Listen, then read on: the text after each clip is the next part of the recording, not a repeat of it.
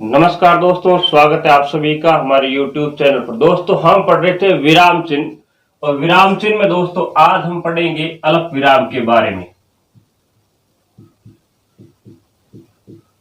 दोस्तों अल्प का अर्थ होता है थोड़ा और विराम का अर्थ होता है रुकना। अल्प विराम यानी थोड़ी देर के लिए रुकना। दोस्तों हम बोलते समय लिखते समय जब बहुत ही कम समय के लिए हमें रुकना पड़ता है तब दोस्तों जिस चिन्ह का हम प्रयोग करते हैं वो दोस्तों चिन्ह होता है ये अल्प विराम। दोस्तों अल्प विराम चिन्ह का प्रयोग किन किन परिस्थितियों में किया जाता है उसके बारे में दोस्तों आज एक एक करके हम अध्ययन करते हैं। दोस्तों पहली बात दोस्तों अल्प विराम का प्रयोग एक से अधिक नाम के साथ होता है। एक से अधिक नाम हो, एक से अधिक नाम के साथ अल्प विराम का प्रयोग किया जाता है। जैसे दोस्तों राम, राम के पश्चात कोई दूसरा नाम हो, ये एक राम हो गया, इससे अधिक नाम हो राम, जैसे श्याम ना, और मोहन घूमने गए। दोस्तों यहां राम, श्याम, मोहन यानी एक से अधिक नाम होने के कारण राम के पश्चात और श्याम से पूर्व हम अल्प विराम का प्रयोग करते हैं। दोस्तों दूसरी कौन सी परिस्थिति होती है? दोस्तों दूसरी परिस्थिति होती है कोई वाक्य हो, उन वाक्यांश जो होता है वाक्य के दो वाक्यांश हो जाए तो वाक्यांशों के बीच में अल्प विराम का प्रयोग करते हैं। जैसे मैंने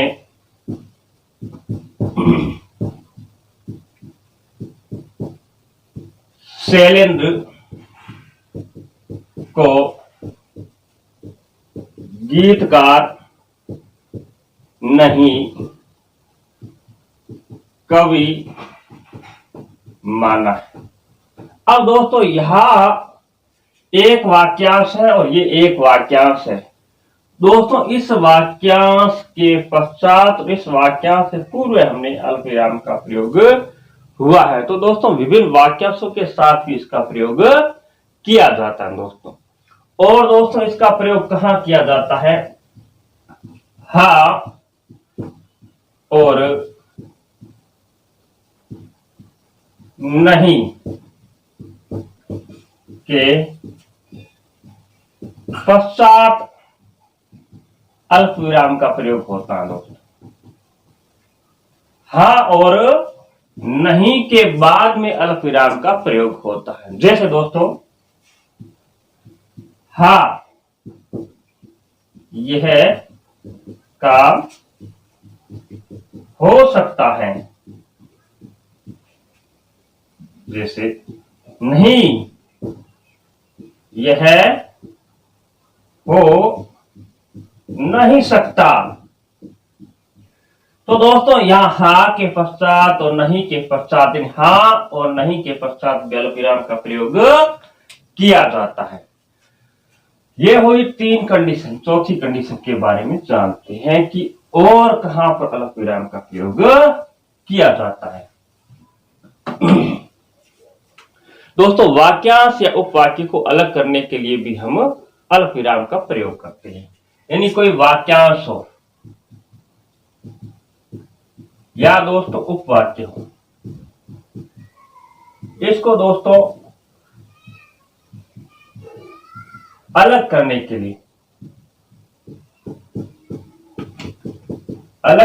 लिए हम प्रयोग करेंगे किसका? अल्प विराम का। जैसे दोस्तों राम खेलता है, राम खेलता है पढ़ता नहीं। राम खेलता है पढ़ता नहीं। दोस्तों एक राम खेलता है वाक्यांश है, पढ़ता नहीं एक वाक्यांश है। ठीक है, तो राम खेलता है इसके पश्चात हमने अल्प विराम का प्रयोग किया है। दूसरा दोस्तों हिंदी काव्य शास्त्र में छंद की प्रत्येक यति के बाद में हम अल्प विराम का प्रयोग करते हैं। जैसे छंद की प्रत्येक यति के बाद कैसे करते हैं, जैसे कस्तूरी कुंडली बसे, यहां दोस्तों हम अल्प विराम का प्रयोग करेंगे। यानी कस्तूरी कुंडली बसे मृग ढूंढे वन माही, यहां दोस्तों हम पूर्ण विराम का प्रयोग करेंगे। कस्तूरी कुंडली बसे यहां अल्प विराम है, मृग ढूंढे वन माही यहां पूर्ण विराम है। अगले तो पद में यति होगी, फिर अल्प विराम का प्रयोग होता है। जैसे ऐसे घटी घटी राम है तो अल्प विराम, दुनिया देखे नाही, नाही के बाद में पूर्ण विराम का प्रयोग करेंगे। तो दोस्तों छंद में यति के बाद में यानी यहां हम इसका प्रयोग करते हैं। और देखते हैं दोस्तों किस परिस्थिति में अल्प विराम का प्रयोग होता है। और दोस्तों एक होता है जो अंक होते हैं, अंक का क्रमानुसार अगर आना हो तब करेंगे। जैसे 1 2 3 4 5 6, 1 2 3 4 5 6, यहां दोस्तों हम ये जो लगाते हैं ये अल्प विराम होता है। जैसे यानी अंक का किसी क्रमानुसार आने के बाद में, यानी 1 के बाद 2 के बाद 3 के बाद में, 1 के बाद अल्प विराम, 2 के बाद 3 के बाद 4 5 6 और 7, इस प्रकार दोस्तों हम अल्प विराम का अंकों में किसी क्रमानुसार आने के बाद ही प्रयोग करते हैं। अब दोस्तों और हम कहा करते हैं, दोस्तों कोई वाक्य हो, उस वाक्य में एक ही प्रकार के शब्दों का प्रयोग हो जाए तो प्रत्येक शब्द के बाद अल्प विराम लगाया जाता है, लेकिन अंतिम शब्द के पहले और का प्रयोग होता है। जैसे मैंने बाजार से या सब्जी मंडी से आलू प्याज टमाटर, अब या आलू के बाद अल्प विराम, प्याज के बाद अल्प विराम, टमाटर, अब एक चीज और खरीदी मान लो तो यहां और लगाएंगे, और परवल खरीदे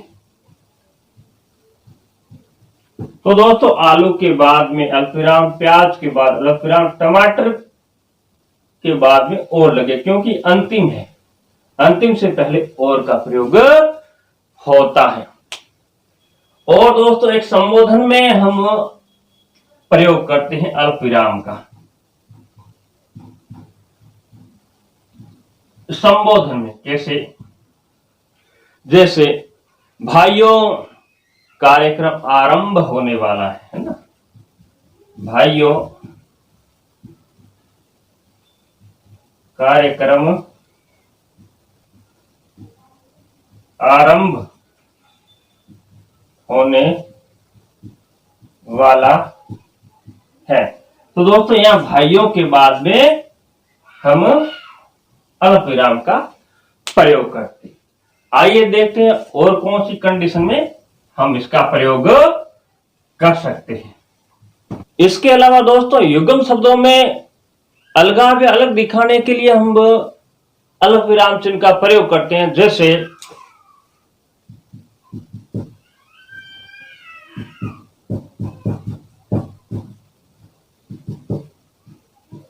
रात और दिन, यहां अल्प विराम का प्रयोग हम करेंगे। जैसे आज और कल अल्प विराम, लाल और सफेद अल्प विराम, हम और तुम, इस प्रकार से अल्प विराम का प्रयोग हम कर सकते हैं। इसके अलावा दोस्तों समुच्चय बोधक जो शब्द होते हैं कौन से, जैसे किंतु है, परंतु है, इसलिए है, ये दोस्तों जो समुच्चय बोधक शब्द हैं आदि, किंतु, परंतु, इसलिए आदि समुच्चय बोधक शब्दों से पहले हम अल्पविराम का प्रयोग करते हैं। जैसे वह काम करता है क्योंकि, यदि मान लो एक व्यक्ति मोहन काम करता है क्योंकि वह मेहनती है। यहां दोस्तों क्योंकि से पहले हम अल्पविराम का प्रयोग करेंगे, क्योंकि इससे पहले अल्पविराम का आएंगे, किंतु, परंतु, इसलिए आदि, इनसे पहले हम क्या है अल्पविराम का प्रयोग करेंगे। जैसे मेरे घर आज काम है इसलिए मैं आपके साथ नहीं चलूंगा। तो दोस्तों यहां इसलिए से पहले अल्पविराम का प्रयोग हमने किया है। इसके अलावा दोस्तों क्रिया विशेषण जो होते हैं, उन क्रिया विशेषण की जब आवृत्ति होती है तो वहां भी क्रिया विशेषण वाक्यांशों के बाद क्या है अल्पविराम का प्रयोग हम किस प्रकार करते हैं। जैसे क्रिया विशेषण, क्रिया विशेषण के बाद, जैसे एक व्यक्ति आया अल्पविराम, दूसरा आया अल्पविराम, सभी आ गए। तो दोस्तों एक व्यक्ति आया, दूसरा आया, यहां हम अल्पविराम का प्रयोग करते हैं। इसके अलावा दोस्तों हम दिनांक के साथ महीने का नाम लिखते हैं, तब उस महीने के नाम लिखने के बाद हम कोई सन लिखें या समंत लिखें तो उससे पहले अल्पविराम का प्रयोग करते हैं। जैसे 26 जनवरी, तो दोस्तों यहां हम अल्पविराम का प्रयोग करेंगे। 26 जनवरी जैसे सन 1950 को हमारे देश का संविधान लागू हुआ। तो दोस्तों 26 जनवरी यानी महीने के पश्चात अगर सन और संवत लिखा जाता है तो उससे पहले हम अल्पविराम का प्रयोग करते हैं। इसके अलावा दोस्तों एक ही शब्द का वाक्यांश में अगर बार बार प्रयोग हम करें यानी उसकी पुनरावृत्ति करें तो अल्पविराम का प्रयोग करते हैं। जैसे हाँ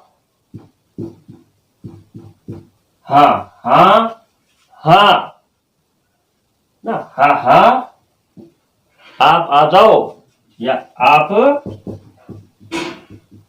चले जाओ, नहीं नहीं तुम नहीं जाओगे, तो नहीं नहीं के पश्चात में अल्पविराम का प्रयोग करते हैं।